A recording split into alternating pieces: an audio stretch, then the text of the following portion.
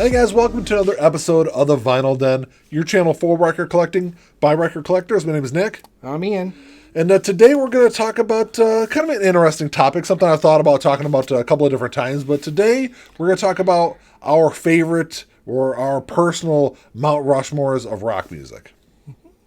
If you haven't done so yet, make sure you click on the link down below and go check out the Vinyl Den Facebook group. I say it every episode, but it's just a growing community where we kind of continue the music conversation. Doesn't necessarily have to be about vinyl records, but Music in general. It's music in general. We talk about CDs and concerts and all sorts of different stuff on there. So it's a kind of a cool place to, like I said, talk and kind of share your musical interests. If you haven't done so, make sure you check out the merch page, the Vinyl Den merch page. Got t-shirts, sweatshirts, some other different stuff on there. There's also a link down below for there's the Patreon page, so you can support the show. So there's a couple of different ways we could have approached this topic, and I think the way that Ian was kind of thinking about it originally was maybe not necessarily our favorite artists, but maybe people that were more influential for rock overall. And kind of the way I was looking at it is our personal favorite. Like, if we were going to pick 4 people to represent rock music, personally, these were the 4 that we would pick. So the way I look at it doesn't necessarily have to be the most hugely influential person over the history of rock music. Because if we were, I would probably pick a little different, a different set of people than I did, but I don't know. We'll kind of... And I kind of went in between. Yeah, so I don't know. Drop us a comment down below. Let us know who your Mount Rushmore of rock music is, and I don't know. I look forward to the conversation. So for my first one is one that I've kind of long considered one of the best lyricists in rock music over the last 50 years or so. And I might be a little biased because I'm a huge Pink Floyd fan. But the first one I would have up there would be Roger Waters. I mean, the guy has written some of the best-selling albums in the history of music. When you consider, The Dark Side of the Moon, he wrote all the songs for that, wrote all the songs for The Wall. His last couple of albums, his solo career, he's actually done some really great work in his solo career also. I'm not as familiar with his solo work. If you are a fan of Pink Floyd, the 4 albums, I think he's done 4. His 4 solo albums have been fantastic, all 4. I mean, even like Radio Chaos, which I know got a lot of grief commercially. It wasn't, the critics weren't huge fans of it. I thought it was a great album. Never trust the critics. Never, because they're wrong a lot of the time. Most of the time, yeah. So for my first one, I kind of went with the whole influential thing with this one. Because I don't think he gets enough credit for his... He doesn't. For basically creating rock and roll, in my opinion. Chuck Berry. I know everyone calls Elvis the king of rock and roll. Chuck Berry is the king of rock and roll. He is. Because what Elvis was doing was essentially just kind of rockabilly.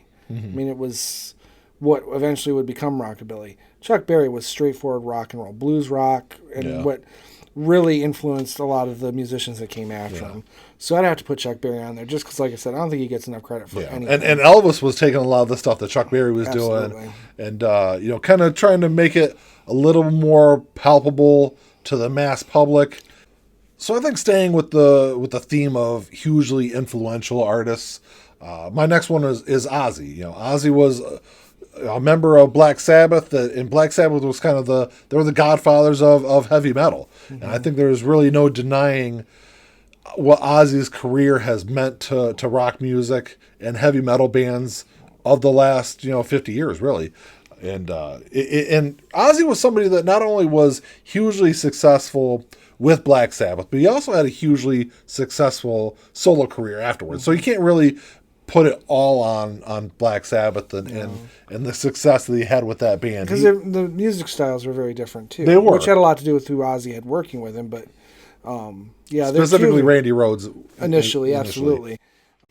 Okay, my next one is, this one's purely personal because I don't necessarily think his influence on music in general, on rock music specifically, is as grandiose as a lot of these other artists that we're mentioning. That's why it's a personal list. This one, like I said, this one's strictly a personal one. But my choice is Ian Anderson. Multi-instrumentalist. Obviously the primary songwriter for the band. 300 plus songs to his credit. So for my next one, I was trying to think of, influential artists in the 90s. The rise of grunge and alternative music. I think a lot of people would look at somebody like Kurt Cobain, which was kind of somebody I think you had mentioned when we were kind of talking. But I think Kurt's body of work is so small and limited to just a couple of years. So that's why with my next one, I went with Eddie Vedder, which, Eddie has done, 13 albums. I think it's 13 or 14 albums over the last, 30 years. His work with Pearl Jam, I think speaks volumes. Pearl Jam is one of those bands I don't think has a bad album. Not that I've ever heard.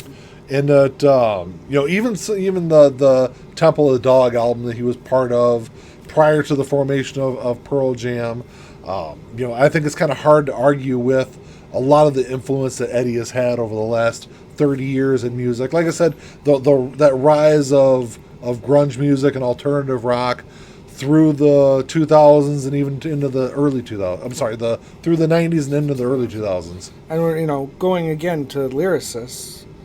I mean, Eddie's lyrics. I mean, just taking their first album, songs like Jeremy, and the whole album. Well, the whole album is for sure. But a song like Jeremy and how almost prophetic that album or that song is, and his lyrics and how they express it. There's no question there. Oh yeah. They're talking about things that are still relevant today. Even you take the album verses, almost the whole album verses. There's so many different social topics that the album touches on. Take the song WMA, which stands for White Male America. That was a song from 1993 about police violence, against minorities and the things that were going on with Rodney King and race riots in the early 90s and that kind of stuff.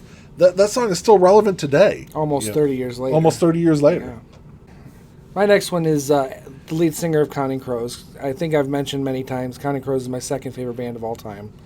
And it's Adam Duritz.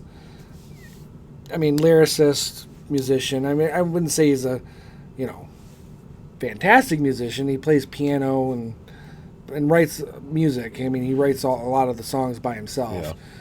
But the lyrics, no matter who's writing the music, it's always his lyrics. Yeah. I think I don't generally like to just single lyrics out, but in Adam Duritz's case, I'm going to because Adam Duritz is somebody that I think had a big influence in rock music. Maybe not so much as people really think, but he definitely had. When Counting Crows really kind of became popular in the '90s, they were kind of breaking away from a lot of the grunge stuff that was really popular in the time. I think Counting Crows helped kind of usher in a different kind of rock, a different kind of alternative rock in the 90s that I think kind of carried on through the rest of the decade for sure. Well, and like you said, influence. I mean, one could argue that there wouldn't have been Goo Goo Dolls without Counting Crows. There wouldn't have been... Wait. So that might be a good thing. Perhaps, but they were popular. I know. I'm just joking for all the Goo Goo Dolls fans out there. There probably wouldn't have been a Matchbox 20 because there's a lot. You're not helping the case again. I guess. Next you're going to say there'd be no Third Eye Blind, and then you a lot of those ran their trifecta. I probably would have said that actually, but only because there's a similarity in that, like you said, that kind of anti-grunge. Yes, absolutely.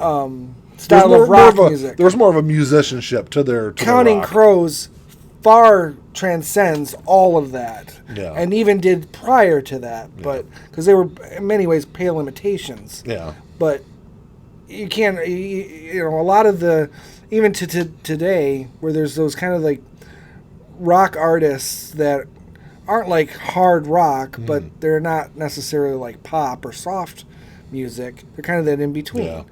I think owe a great debt to Counting Crows making that popular. Maybe not directly, but a lot of it maybe more indirectly. Indirectly, for sure. Yeah. Yeah. So for my last one, it's probably this last pick is probably maybe the most charismatic frontman in the history of rock. Maybe, definitely up there. Yeah, no, it's hard to argue that. It boils down to opinion to a great extent, but I mean, go ahead. And my last pick is Freddie Mercury, and obviously Queen is probably one of the more influential rock bands of the last 45 years or so, 50 years, and it's hard to argue. Even today, people that aren't huge fans of Queen know who Freddie Mercury is. Right. Or they know a Queen song because of Freddie Mercury's talent and expression. Yeah. So, I don't know. If I had to pick somebody to put up there, I don't think I could have a Mount Rushmore without having Freddie Mercury up there for sure.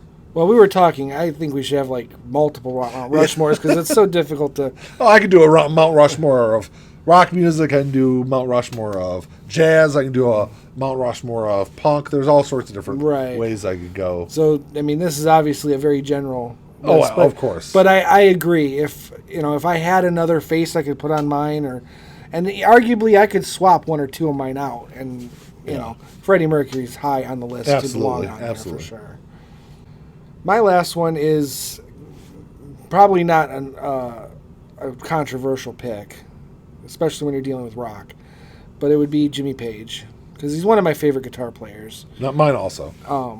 I mean, I wouldn't say he's my absolute favorite, but I have a hard time he's definitely up there for me. Exactly. I have a hard time picking favorites sometimes, and a lot of times it's more just the greats. I have a list of my opinion of greats, and he's in my greats. Definitely up there. And I think his influence on music, on rock music in general, is almost unparalleled, really. Yeah. In many ways.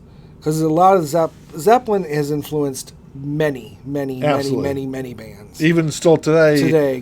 Greta Van Fleet, whether you think they're too influenced by him, I don't think that's true, but it's obvious that they were influenced by Led Zeppelin. And they're doing a great job with it, too. Yeah, but, absolutely.